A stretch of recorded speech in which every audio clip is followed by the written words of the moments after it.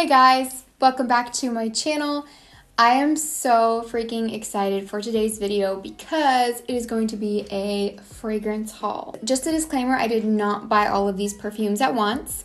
I bought these kind of over the last while just randomly as I found them, and they're all like discounted. I didn't buy any of them at full price, so keep that in mind. I will leave links for these down below where you can get these at discounted prices. These are like places that I trust, that I know sell genuine perfumes. I've just been really obsessed with perfume for quite a long time, and lately I have been watching a lot more YouTube videos. I've just really been getting into it, and there's been tons that I have found at great deals or just wanted to try out. So I've purchased a lot over the last couple months. Most of these perfumes are in their boxes, but I have unboxed all of them except for two. I actually just bought two little roller balls today, and one of them I haven't smelled, but the rest of all of these I have smelled. I know what they smell like. I've taken them out of their boxes. So I just put them back in because I kept the boxes and I wanted to do like a little bit of a unboxing, I guess, even though I have smelled all of these. But I'm gonna stop rambling now and we're gonna go ahead and jump into the fragrances.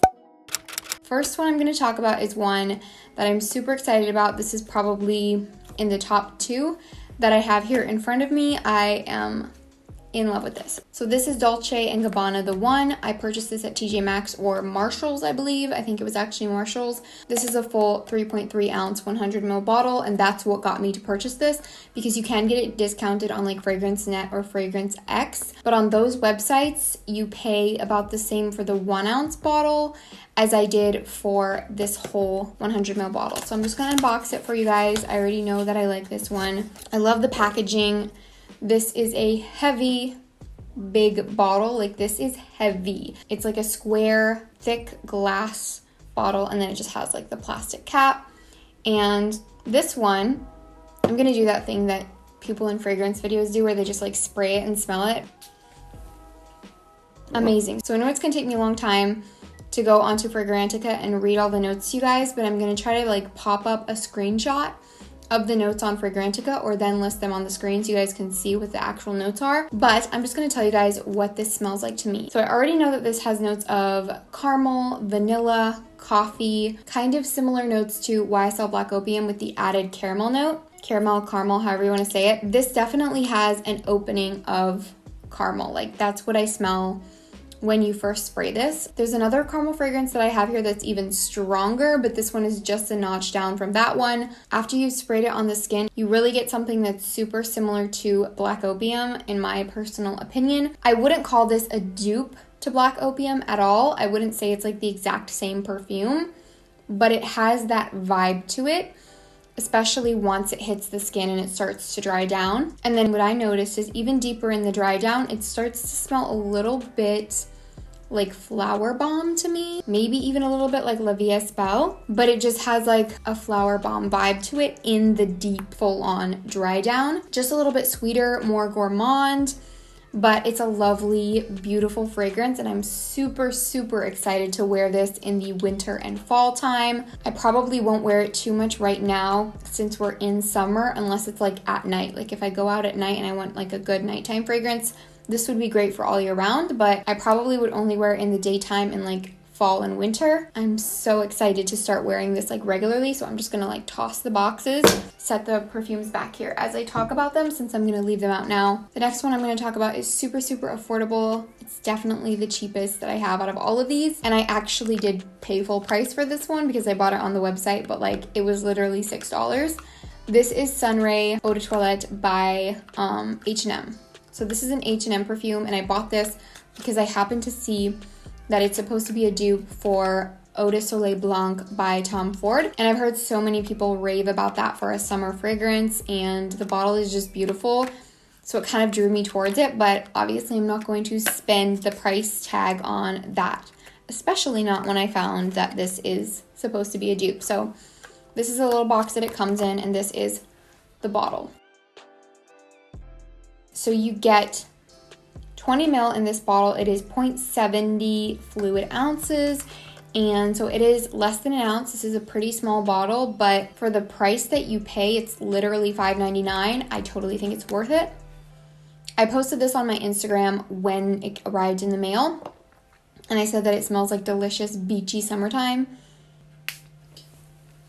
It's definitely a very sun-kissed skin, beachy kind of fragrance. It doesn't really smell like sunscreen, but it has that kind of vibe with a lot more like of a musky, perfumey, fresh scent to it. And apparently this is just made up of solar notes. It doesn't have any other notes listed on Fragrantica when you actually go on there. But I feel like there's a little bit of something else in here. Like it's probably got a little bit of like frangipani or like some kind of floral note in here.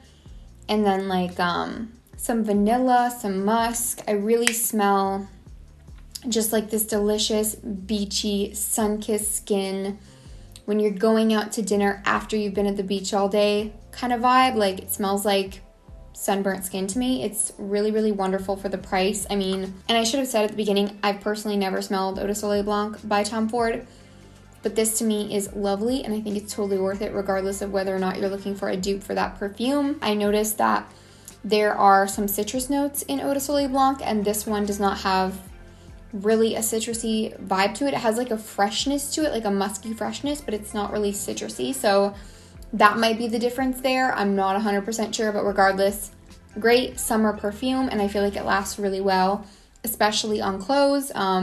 You're probably only going to get about 4 to 5 hours out of this on skin, but I feel like on clothes it really, really lasts. So definitely a lovely one. H&M Sunray. Oh my gosh, I've had the record button on for 15 minutes, guys. I need to speed this up. Next one, probably one of the most exciting purchases ever for me. This is like the one I'm the most excited for probably out of all of these, besides the only one. This is Guerlain Insolence. Insolence. I can't really pronounce that very well. I'm not French, but this is the eau de toilette version. This perfume, you guys, I've already sprayed this several times. I've taken it out of its box. I've been displaying it on my counter, but this is what the bottle looks like and it is absolutely stunning. Like, wow, just a gorgeous bottle.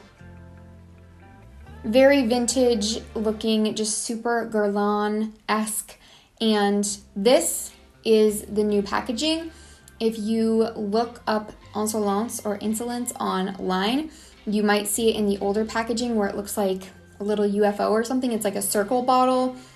Totally outdated in my opinion, and I think this one is definitely an upgrade. This is Candied Violets. Candied Violets all the way. And that's what everyone says when they talk about this perfume. The notes are like violet, iris. Oh, I just ate that. I don't understand how people do this all the time in perfume videos. Just spray, spray, spray, and then like not eat it all. Like it's just like in my mouth. As I was saying, the notes on this are like iris, violet, red berries or something, and then maybe like some powdery notes or some vanilla, I think. And this is very sweet, but not in a juvenile, like girly way. I don't really know how to describe it. It's definitely a mature fragrance. It has a very floral vibe to it. Like this is something that smells vintage to me. It smells like it could have easily been worn in like the early 1900s, but by like a very fresh, clean, young girl. It's not like Shalimar or like the Chanel type of vibe at all. It's not that type of a vintage to me. It's a very soapy kind of vibe. This also smells seriously like fairy soap to me. It has a very fairy kind of vibe to it. And I purchased this off recommendation of Gabriella Francesca here on YouTube. She is like literally the best. I found her and I love her personality so much. And I saw her blind buy fragrance haul video and she talked about this and she made me buy it. Like I had to have it the way that she talked about it. It's just classic and beautiful and everything that I want to be as a woman. I will have this in my collection as long as it is available to purchase. You can find this so discounted. I got this bottle for like less than 25 bucks for the 1.7 fluid ounce. Like I said, this is the eau de toilette version. This is the one I've been hearing everyone talk about, so it's definitely different from the eau de parfum.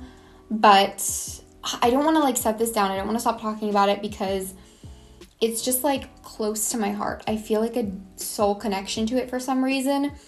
It reminds me of my childhood a little bit. It has that, I know this is a violent fragrance, but it gives me vibes of being a child outside by the lilac bushes. It's just very sweet. It's definitely like powdered candied violets.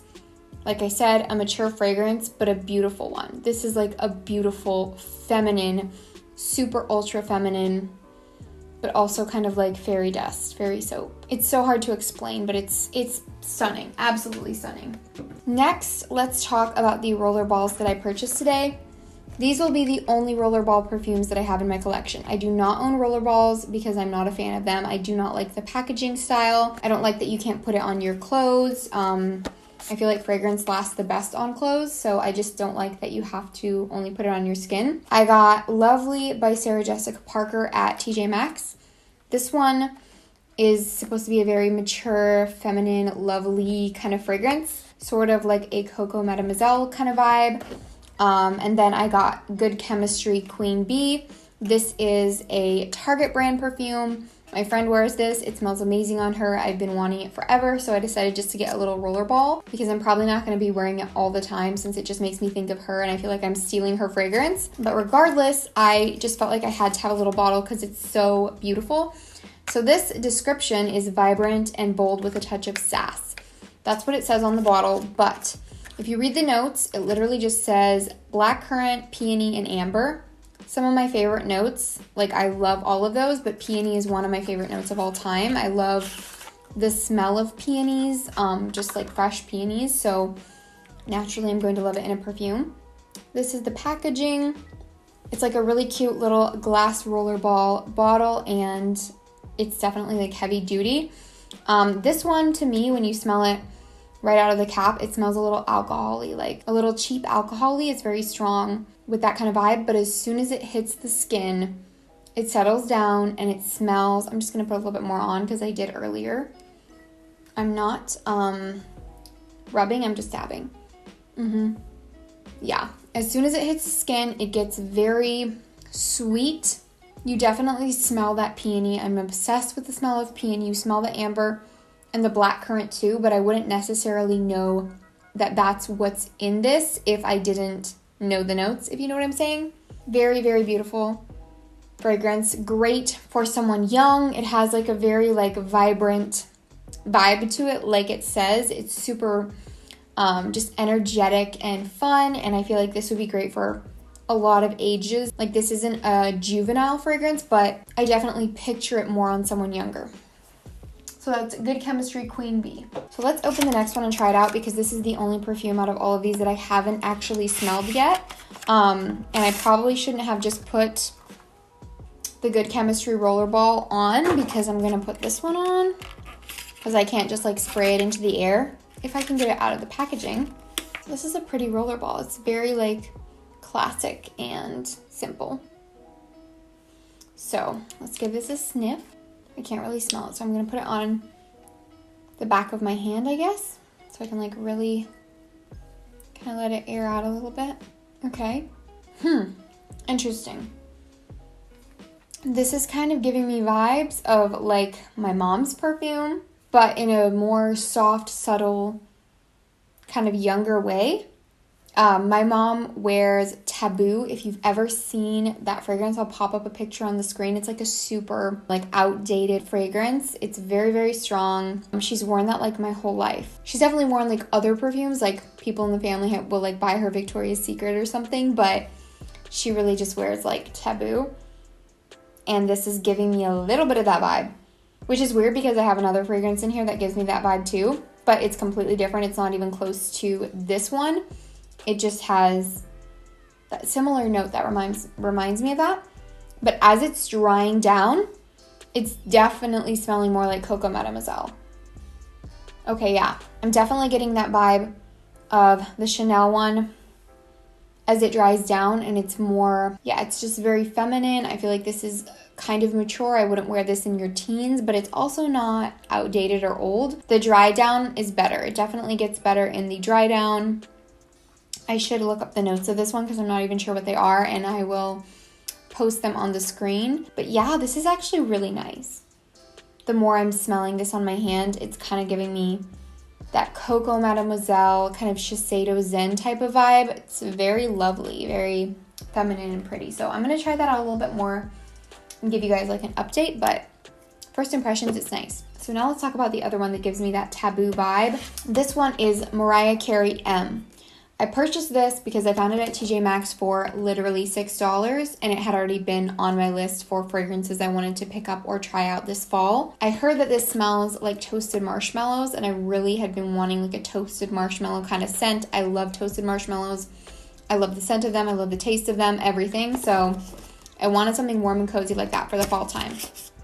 I have to say, this is not what I expected at all. I knew it was going to be unique because there is actually a C note in this, and you would not think that you would put like any kind of water or C notes into a fragrance like this. It just doesn't seem like it would go. So I knew it was going to be unique, but I just wasn't sure what to expect. Now this is the full 100 ml bottle, and it is very, very loud. Like, this is a butterfly. It's purple. It's very young. It's very not my vibe, basically. This one has a little bit of that taboo vibe as well, but in a very different way. This is darker, is warmer. It's okay, but it's just not something that I feel like I'll reach for because I feel like it's going to give me old lady vibes as it dries down. This Sarah Jessica Parker one isn't giving me that vibe as it's drying down, but this one, let me spray it. It does have a little bit of a marshmallow vibe to it, but it has that C note in there, and it has like an animalic smell to it. I'm not sure. It's interesting, but it's not what I was expecting. It was only $6, so I'm not mad about it, and I might end up selling it on Mercari or something. I don't really have my account set up correctly, but I'm thinking about starting to sell some fragrances on there that I don't really like or didn't work for me, just so that I'm not like wasting them. I don't want to hold on to perfume that I don't use. I don't want an excessive collection. I just don't want that. I want to have fragrances that I love, you know? I just don't know. It's a little mature. It's a little interesting. So next up is Signorina by Salvatore Ferragamo. This is the Eau de Toilette version. When I purchased this, I saw it for like $7, $8 for the set. It was this little body lotion and then the perfume. Even though I've never really heard of it, I hadn't smelled it before. It was super affordable, and I have heard good things about this brand. And I looked up the notes for the Eau de Parfum version, but this is the Eau de Toilette, so it wasn't what I was expecting at all. When I realized it was the EDT, it made a lot more sense. This to me smells so much like the original Chloe perfume, which I personally wasn't a very big fan of. Just not really my vibe, not my scent.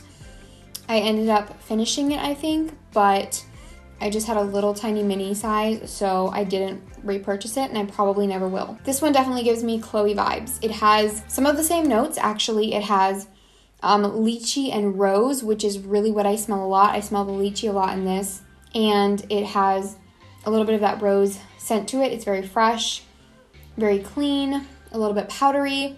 It just smells a lot like Chloe to me.